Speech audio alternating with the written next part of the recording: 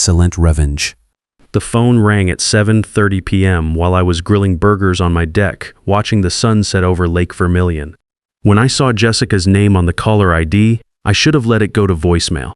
Instead, I answered, and she delivered the news that would turn my peaceful retirement upside down. "Victor, we need to talk about your lake house. My parents are moving in next week, just like that. No asking, no discussion, a demand dressed up as a statement of fact. I'm Victor Hayes, 58 years old, and I worked 33 years as a plant supervisor at Ford Motor Company in Detroit before I retired last year. Every overtime hour, every missed dinner, every weekend shift I pulled was so I could buy this place on Lake Vermilion in northern Minnesota. Cost me $155,000, every penny I'd saved for 3 decades. This wasn't just a house to me. It was proof that a guy who started on the factory floor could build something worth having. Jessica," I said, trying to keep my voice steady. "We talked about this. Your parents can visit, but they can't move in permanently. That's not going to work anymore." She shot back. "Their situation has changed. Harold lost his benefits and they lost their apartment. They need somewhere to stay while they get back on their feet." Harold Reynolds, Jessica's father, was 62 and had been struggling since he lost his pension benefits in some corporate restructuring mess. Dorothy, her mother, was 60 and hadn't worked since the kids were small. They'd been living in my son Leonard's spare bedroom for 4 months already, and now Jessica wanted to dump them on me. "There are apartments they can rent," I said. "There are programs for seniors who need housing assistance. Are you seriously going to let family end up on the street?" Her voice went sharp. Leonard already agreed.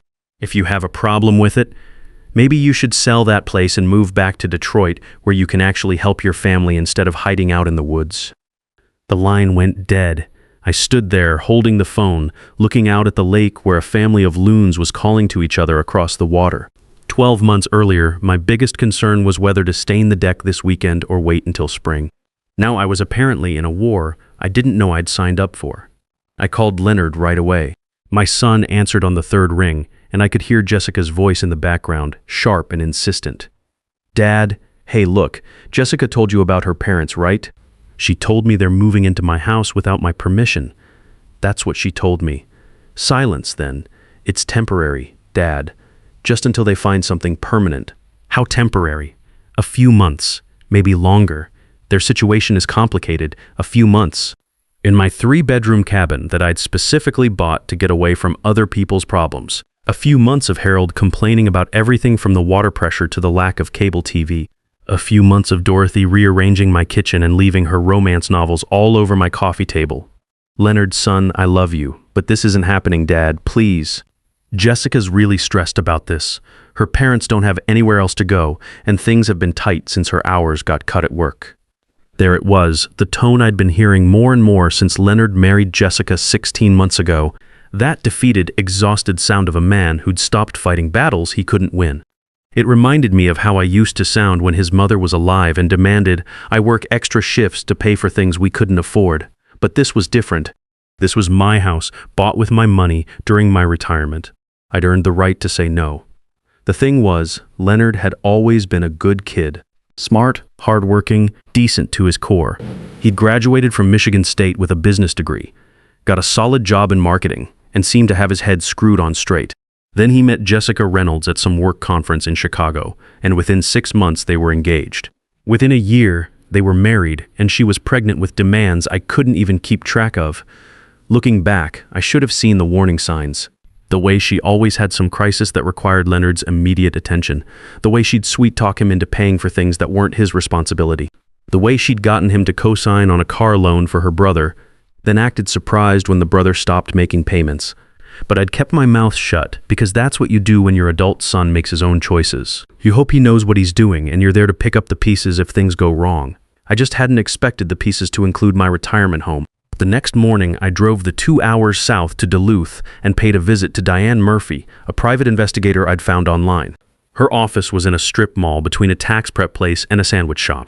She was about 50, no nonsense, with the kind of direct manner that told me she'd heard every sob story in the book. "Tell me about the family situation," she said, pulling out a legal pad. I laid it out for her. Jessica and Leonard's 16-month marriage, the Reynolds family's housing crisis, the 4 months they'd already been living in Leonard's apartment, Jessica's insistence that I house them indefinitely, "What's your gut telling you?" Diane asked. "That there's more to this story than I'm being told." Jessica said Harold lost his benefits, but something about the timing doesn't add up. And the way she talks about money, always someone else's emergency that Leonard needs to fix. She nodded. "There usually is more to it. I'll need a 1,500 retainer to start digging into their financial situation and housing history." I wrote the check on the spot. 33 years of plant supervision had taught me that when something doesn't smell right, you investigate before it becomes a bigger problem. At Ford, we'd had plenty of employees try to run scams on workers' compensation, disability claims, overtime fraud. I developed a nose for people who weren't telling the whole truth. While Diane did her work, I went about preparing my legal defenses. I called Carol Brennan, a family attorney in Duluth, who came recommended by my insurance agent. Carol was younger than I'd expected, maybe 45, but she had the kind of sharp intelligence that reminded me of the female engineers who'd started joining Ford in the 1990s.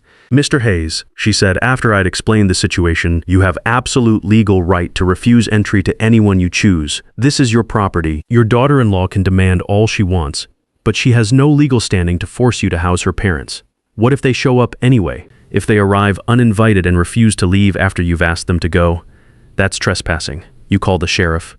I hired her for a 2,000 retainer and felt better knowing I had professional backup. The investment hurt, minus 3,500 total between the lawyer and investigator. But it was cheaper than letting Jessica's family move in and never leave. The first attempt came the following Friday.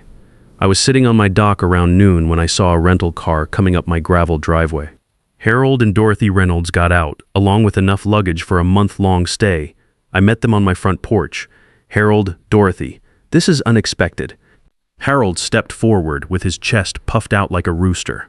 At 62, he still carried himself like he thought he was in charge of every room he entered. "Jessica said you'd changed your mind about us staying here." "Jessica was mistaken. You're not staying here." Dorothy clutched her purse tighter and looked around at my property with calculating eyes. "We drove 3 hours from Detroit. We don't have anywhere else to go. There's a Holiday Inn in Grand Rapids, about 40 minutes south. Very comfortable. There's also a Best Western in Hibbing, if you prefer that direction." Harold's face went red. "Now you listen here, Victor. We're family. Family takes care of family. Leonard told us you had plenty of room here." "You're not my family, Harold. You're strangers who happen to be related to my daughter-in-law through marriage. Load your bags back in that car and find a motel." "You can't be serious," Dorothy said, her voice getting shrill. "We're Jessica's parents. We're practically your family too." "Practically doesn't give you rights to my property. I'm asking you nicely to leave." "Don't make me ask less nicely." They argued for another 15 minutes, with Harold trying various approaches: guilt, anger, wounded dignity, veiled threats about what Leonard would think. But I'd been dealing with difficult people for over 3 decades in plant management. I knew how to stand my ground without losing my temper. Eventually, they loaded their bags back in the rental car, Harold gunning the engine like a teenager having a tantrum as they drove away. The phone calls started that evening. Jessica, crying and yelling alternately, Leonard, pleading and frustrated, Harold, threatening legal action he couldn't afford and didn't have grounds for. I let most of them go to voicemail and saved the recordings. Carol had told me to document everything. Diane Murphy called me back the following Tuesday with her preliminary findings, and what she told me made my blood run cold. "Mr. Hayes, your instincts were right. The Reynolds family lost their house to foreclosure 10 months ago, not recently. Harold didn't lose his benefits. He was laid off from his job at a parts supplier 2 years ago and burned through his 401k, trying to keep up mortgage payments. What else? Jessica has a gambling problem, online sports betting mostly. She's run up about $38,000 in credit card debt that your son doesn't know about. The family emergencies that required your son's money, they were covering minimum payments on Jessica's cards and funding her parents' lifestyle. My stomach dropped. How much has Leonard given them? $35,000 over the past 8 months, every time Jessica came up with a new crisis. Dorothy's medical bills that insurance supposedly wouldn't cover. Harold's car repairs after mysterious breakdowns. Emergency dental work for Jessica's sister. All fabricated. I sat down hard in my kitchen chair. $35,000. Money that should have been going toward Leonard's future. Maybe a down payment on a house of his own, stolen by his wife to fund her gambling addiction and her parents' freeloading lifestyle. There's more. Diane continued. Jessica was fired from her job 3 months ago for missing work, probably because she was staying home to place bets during business hours. She's been hiding that from Leonard too, pretending to go to work every day. She leaves the apartment in the morning and spends her days at coffee shops with Wi-Fi, gambling online. The complete picture hit me like a punch to the gut. My son wasn't just being manipulated, he was being systematically robbed by the woman he'd married. And now she wanted to expand her operation to include my lake house, probably so she could pressure me for money too, or worse, try to get some claim on my property. What's the timeline here? I asked. When did all this start? The serious gambling started about 8 months ago, right around when her parents moved in with them. Before that, it was smaller amounts, maybe a few hundred here and there. But having her parents there seems to have escalated everything. They kept encouraging her to ask Leonard for money, kept coming up with new emergencies. That aligned with what I'd been seeing in Leonard's behavior. 8 months ago, he'd been excited about his job, talking about saving for a house, planning for the future. Gradually, he'd become more stressed, more tired, more defeated. I'd chalked it up to normal marriage adjustments, but now I knew better. I called Leonard and asked him to drive up the following weekend. Just him, alone. I made it clear that Jessica wasn't welcome. Dad, I can't just leave Jessica home while I go visit you. She'll be upset. Son, Jessica is upset about a lot of things these days. One more won't kill her. I need to talk to you about something important, and I need to do it without her there trying to manage the conversation. He arrived Saturday afternoon looking like he'd aged 5 years in the past month. His clothes hung loose on him. He'd lost weight. There were dark circles under his eyes that hadn't been there at Christmas. We sat on my deck with beers, watching the water lap against my dock. Son, I need to ask you something, and I want you to think carefully before you answer. How much money have you given Jessica's parents in the past year? Leonard stared at his beer bottle for a long time. Why? Because I think you're being taken advantage of, and I want to help you figure out how bad it is. Dad, Jessica's parents are good people. They're just going through a rough patch. Harold's been out of work, and Dorothy has some health issues. How much money, Leonard? He was quiet for what felt like 10 minutes, but was probably only 30 seconds. Maybe $20,000 for emergencies. I pulled out Diane's report and handed it to him. It's $35,000, and here's what those emergencies really paid for. I watched my son's face as he read through the bank records, the credit card statements, the employment verification that showed Jessica had been fired months ago. His hands started shaking about halfway through the first page. She lied to me, he said finally. About all of it. I'm sorry, son. I know this hurts. $35,000. He looked up at me with tears in his eyes. Dad, that was going to be our down payment. We were going to buy a house next spring. I've been working overtime, skipping lunches, driving my old car instead of getting something reliable because I thought we were saving for our future. I put my hand on his shoulder. What are you going to do? I don't know. I love her. But how do I trust someone who's been lying to me for months? And her parents, they knew. They had to know where the money was really going. He stayed the weekend. We didn't talk much more about Jessica or her parents Saturday night. We fished Sunday morning, cooked what we caught for lunch, sat on the dock watching eagles circle over the far shore. Father and son, things we hadn't done since he was in high school. When he left Sunday evening, he hugged me longer than usual. Thank you for telling me the truth, he said. I need to figure out what I'm going to do with it. 2 weeks later, Leonard called to tell me he'd confronted Jessica about everything.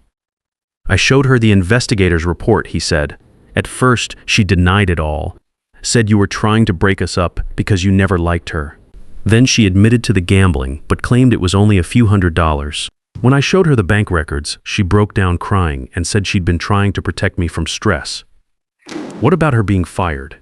She said that was temporary, that she was going to tell me when she found another job.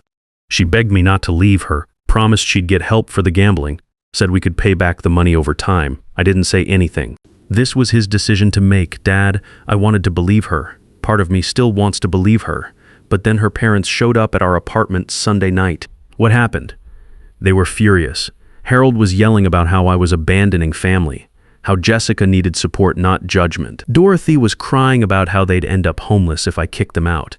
And Jessica, instead of backing me up, instead of telling them this was our problem to work out, she sided with them. She said if I couldn't handle supporting family, maybe I wasn't ready to be married. Leonard's voice cracked. That's when I knew it would never stop. Even if Jessica got help for the gambling, even if she found another job, her parents would always be there with the next emergency, the next crisis that required our money to solve. The breaking point came 3 days later. Jessica forged Leonard's signature on a loan application for $15,000, supposedly for debt consolidation. When the bank called to verify his employment and income, Leonard found out what she'd done. I confronted her that night, he told me. She said she was trying to fix everything, that the loan would pay off her credit cards and give us a fresh start. When I told her I was filing for divorce, she laughed. She actually laughed and said I'd never go through with it because I didn't have the backbone. Did you prove her wrong? I filed the papers the next morning. She's been calling me nonstop since then, alternating between begging me to come back and threatening to take half of everything I own. The divorce proceedings were messy, but straightforward. Jessica's attorney tried every angle he could think of. He argued Leonard owed Jessica compensation for supporting her family during their financial hardship. He claimed she deserved alimony because she'd been forced to leave her job due to stress from the marriage. He even suggested she had some claim to my lake house because they'd visited there as a married couple. Carol Brennan shut down every attempt with documentation and evidence. The financial records showed clearly who had taken money from whom. The employment records proved Jessica's deception about losing her job. The credit card statements revealed where the stolen money had actually gone. The bank records from the attempted loan fraud sealed the deal. Jessica ended up with her clothes, her car, and her debts. Leonard kept everything else, including what remained of his savings, about $8,000 after paying attorney fees and private investigator costs. The Reynolds family disappeared after the divorce was final. I heard through Leonard that they'd moved in with Dorothy's sister in Cleveland, probably to start the same scam with a new set of victims. Leonard took some time to put his life back together. He moved to a smaller apartment in Detroit, focused on his work, started seeing a counselor to work through the betrayal and manipulation he'd experienced. I drove down to visit him a couple times, and slowly I watched him become himself again, the confident, optimistic young man I'd raised. About 6 months after the divorce was finalized, Leonard told me he was thinking about relocating to Minnesota. There's a marketing position open in Duluth, he said. Better pay than what I'm making here, and I could be closer to you. What about starting over in a new place, Dad? I think starting over is exactly what I need. Detroit has too many memories of Jessica, too many reminders of how stupid I was to let her fool me for so long. He got the job and moved to Duluth that fall. We established a routine. He'd drive up to the lake most Friday evenings, fish with me Saturday morning, help with whatever maintenance projects I had going, grill whatever we'd caught for dinner. It was during one of those Friday evening visits that Leonard told me about Nancy Wilson, a woman he'd met at work. She was 38, divorced, with 2 teenage kids from her first marriage. I'm taking things really slow this time, Dad. We've been talking for a couple months, but I haven't even asked her out officially yet. What's she like? She's got her own apartment, pays her own bills, raises her kids without drama from her ex-husband.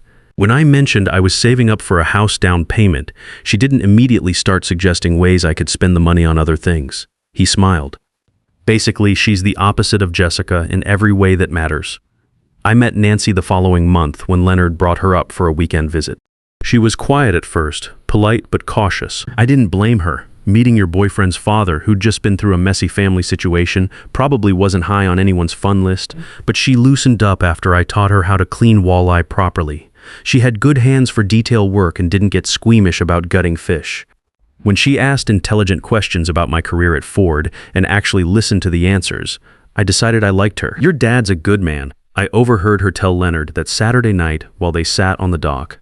I can see where you get your work ethic and your integrity. He saved me from making the biggest mistake of my life, Leonard replied.